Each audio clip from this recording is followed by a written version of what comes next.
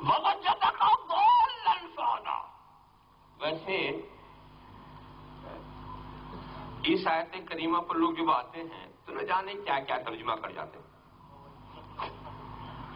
کسی نے تو دال کا ترجمہ گمراہ کر دیا کہ ہم نے پایا آپ کو گمراہ، حالانکہ وہ خود اپنے کو اگر گمراہ کہتا تو صحیح تھا۔ اگر اس کو گمراہ کرنے کا شوق تھا تو وہ کہہ سکتا تھا کہ میں نے اپنے کو گمراہ پایا تو یہ سمجھ لیا۔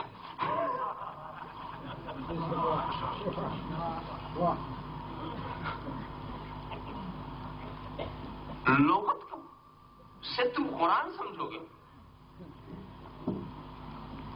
یہاں دال کا لفظ آ گیا اور لغت میں ایک لفظ گمراہ بھی ہے دال کے معنی،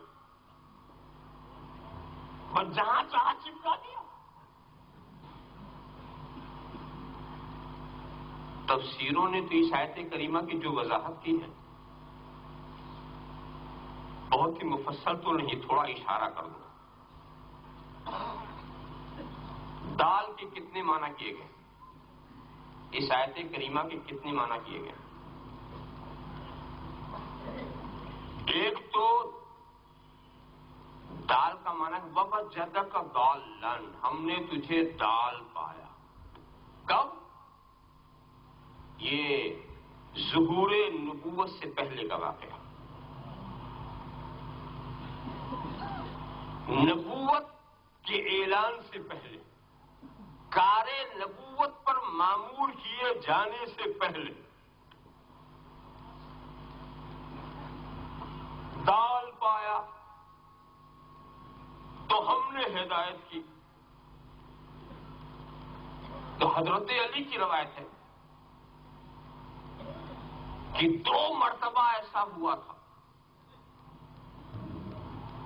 کہ نبی کریم ایک ایسے مکان میں چلے گئے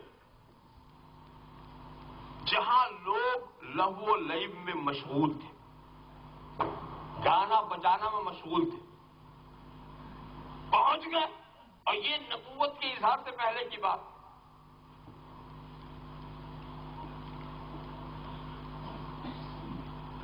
پہنچنا تھا کہ آپ پر نیند کا غلبہ آ گیا، آپ سو گئے اور احساس ہوا کہ پوری رات گزر گئی، آنکھ کھلی تو پتہ ہی نہیں چلا کہ یہاں کے لوگ کیا کر رہے تھے۔ تو آیت کریمہ میں اشارہ ہے کہ اظہار نبوت سے پہلے بھی میری نگاہوں کے سامنے تو تھا، اور میں تیری حفاظت کر رہا تھا کہ جو تیرے لائق مناسب کام نہ ہو اس کے قریب نہ ہونے دو۔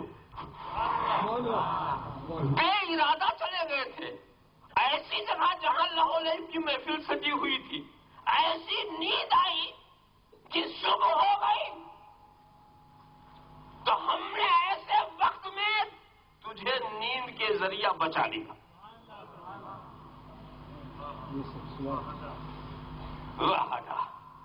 ایسے موقع پر حضرت جنید بغدادی تو دوسری بات کہتے ہیں، یہاں دال سے معنی متحیر۔ کیا مطلب؟ کہ قرآن کریم کے معانی اور مفاہیم کثرت کے ساتھ آپ کے ذہن شریف میں اترتے رہے، ہجوم، اسرار و رموز کا ہجوم، اور اس میں سرکار متحیر ہو جاتے تھے، کثرت کی وجہ سے تحیر ہوتا تھا تو خدا بیان فرما کر کے وضاحت فرما دیتا تھا۔ وہ تحیر ختم ہونا ہی ہے کہ ہم نے اس عالم تحیر میں پایا اور تجھے اس تحیر کے عالم سے باہر کر دیا۔ فہدا۔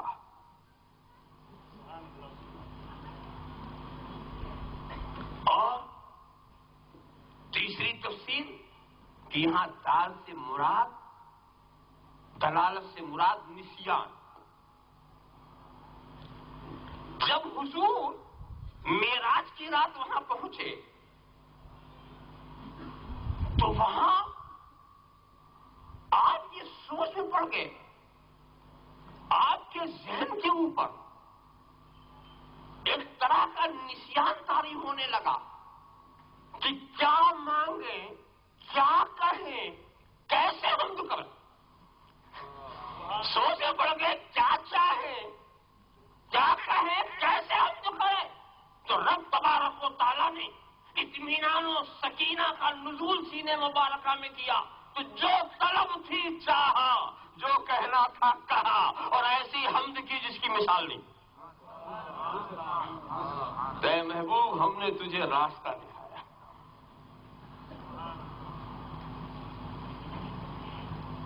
اور عرب کا محاورہ کیا؟ عرب کا محاورہ یہ ہے کہ قوم کی غلطی کو اس کے سردار کی طرف منسوب کرتے ہیں۔ سردار غلطی پر نہیں ہوتا،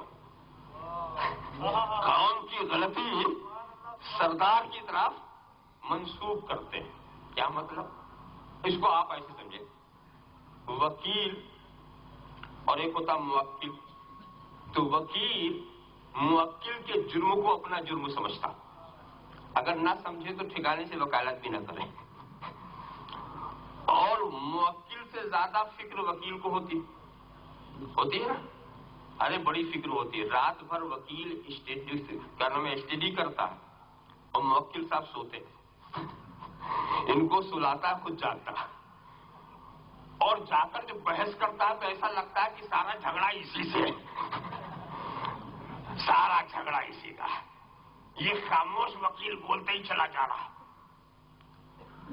اور اپنی باقی وکیل کو اس بات کا ڈر نہیں ہے کہ ہار گیا تو میں جیل جاؤں گا، بچا رہا ہے موکل کو، میں ہارا تو وہ گیا، میں ہارا تو وہ گیا۔ تو وکیل جو اس کے جرم کو اپنا جرم سمجھتا ہے، اپنا جرم سمجھتا، جبھی تو وہ وکالت میں مخلص ہے۔ تو عرب والے بھی قوم کے سردار، قوم کی غلطی کو قوم کے سردار کی طرف منسوخ کرتے تھے۔ تو وَوَجَدَكَ ضَالًّا، اے محبوب، ہم نے تیری قوم کو گمراہ پایا تو تیرے ذریعے ہدایت دی۔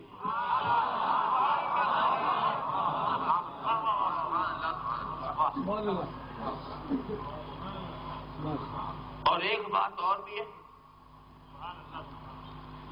کہ عرب میں اس درخت کو دال کہتے تھے جو کسی صحرا جنگل میں تنہا، اکیلا درخت، کوئی نہیں، اس جیسا کوئی نہیں، اس تنہا، اس جیسا کوئی نہیں، تنہا۔ اور پھر دھیرے دھیرے قریب آنے والے آئے، قریب آنے والے آئے تو اے محبوب، صحرائے عرب میں ہم نے تجھے دال پایا، اس درخت کی طرح پایا جو اپنے صفات و کمال میں تنہا ہے، واحد ہے۔ تو ہم نے ہدایت دی دوسروں کو تیرے قریب آنے کی، ہدایت دی دوسروں کو، تو لوگ ساتھ آتے گئے اور کارواں بنتا گئے۔ ہم نے تیرے قریب کیا دوسروں کو۔ اچھا، اس درخت کو بھی دال کہتے ہیں جس کو لوگ نشانہ بنا کر راستے معلوم کرتے ہیں، اس درخت کو بھی دال کہتے ہیں۔ کیا مطلب؟ وہ فلاں درخت ہے نا، اس کے پچھم یہ ہے، اس درخت کے پورب یہ ہے، اس درخت کے شمال میں یہ ہے، جنوب میں یہ، اس کو معیار بنایا تو وہ درخت رہنمائی کرتا ہے۔ اس کو دیکھو، سمتیں معلوم کرو، اس کو دیکھو، راستے کا پتہ حاصل کرو، اس کو دیکھو تو منزل کا پتہ ڈھونڈو۔ اے محبوب، تم کو ہم نے دال پایا تو ساری کائنات کا یہ مرکز ہدایت بنا دیا۔ اب جس کو ہدایت لینی ہے انہیں دیکھے، منزل کا پتہ لگائے۔ اللہم صلی علی سیدنا مولانا محمد کما تحب و ترضی بان تصلی علیہ۔ دال کا لفظ ایک چیز میں اور بولتے ہیں جب کوئی کسی چیز میں ایسا گم ہو جائے کہ نظر نہ آئے۔ دل الماء فی اللبن، پانی جو ہے دودھ میں گم ہو گیا،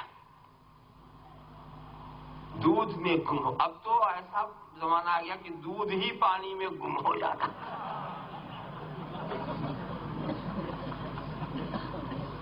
اور ایسے جری ہو گئے ہیں ملانے والے کہ ہر بات کا جواب بھی رکھتے ہیں. ہمارے یہاں مولانا ذل حسن صاحب نے ایک واقعہ سنایا. وہاں ایک گھوسی تھا محبوب نام کا، پانی بہت ملاتا تھا. تو مولانا نے کہا، ارے محبوب گھوسی، تجھے شرم نہیں آتا؟ سیدوں کو پانی پلاتا ہے، سیدوں کو پانی پلاتا. تو کتنا جڑی تھا، بولتا ہے کیا ہم یزید ہیں کہ سیدوں کو پانی نہ پلا؟ ہم تو ضرور پلائیں گے.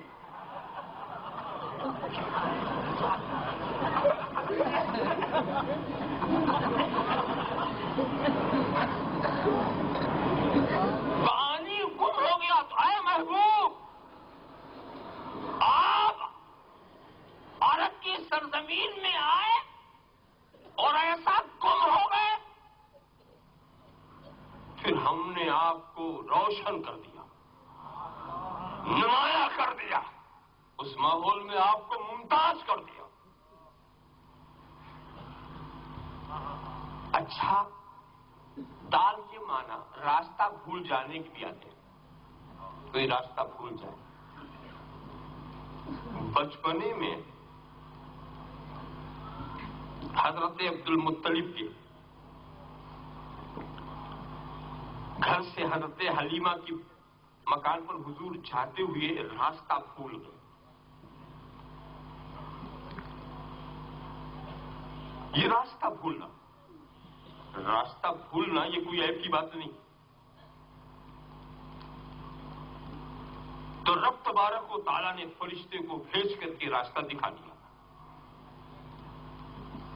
یعنی بچپنے ہی سے نگرانی ہو رہی ہے،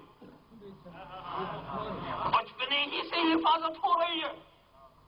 ارے بھائی، اگر کوئی اچھی حفاظت میں رہے تو اسے کیا ڈر ہے؟ کمزور کی حفاظت میں ہو تو بھٹک سکتا ہے، مگر قادر مطلق کی حفاظت والا کیسے بھٹکے؟ اللہم صلی علی سیدنا مولانا محمد کما تحب و ترضی بان تصلی علیہ. اور دال کے معنی ایک اور بھی کہ شروع میں شریعت کے احکام سے آپ ناواقف تھے تو خدا نے واقف کر دیا. ابتدا میں یہاں پر ذرا پیچیدگی آئی ہے تو ٹھہر کے بولنا پڑے گا. نبی اور ناواقف، جو پیدائشی نبی ہو وہ شریعت سے ناواقف، تو یہ ناواقفیت جو ہے یہ شان نبوت کے خلاف. مگر نہیں دوستو، ایسا نہ سمجھنا شان نبوت کے خلاف. ناواقفیت یہ شان نبوت کے خلاف نہیں ہے، اس لیے کہ نبی کا علم جو ہے وہ تدریجی ہے، دفعتاً واحدتاً نہیں، بتدریج. آیات قرآنیہ کا نزول بتدریج ہوا. جب بتدریج ہوا اور اس میں بھی حکمت ہے، اس میں حکمت اس لیے ہے اگر ایک وقت میں سارے احکام نبی پہ نازل ہو جائیں تو ایک ہی وقت میں نبی پہ فرض ہو جاتا ہے کہ سارے احکام امت پہ ظاہر کر دے. اور جب ایک ہی وقت میں سارے احکام آئیں گے تو امت کرنے کی طاقت نہیں رکھے گی، لہذا نبی کو تھوڑا تھوڑا دو تاکہ وہ امت کو تھوڑا تھوڑا بتاتے رہے. تو وہ بھی ہمارے لیے رحمت ہے کہ ایک ہی وقت میں سارے احکام نہ دو، جتنا کرانا ہے اتنا دو، جتنا کرانا ہے اتنا دو. تو اے محبوب، آپ ابتدا میں شریعت کے تفصیلی احکامات سے ناواقف تھے، ہم نے واقف کرا دیا.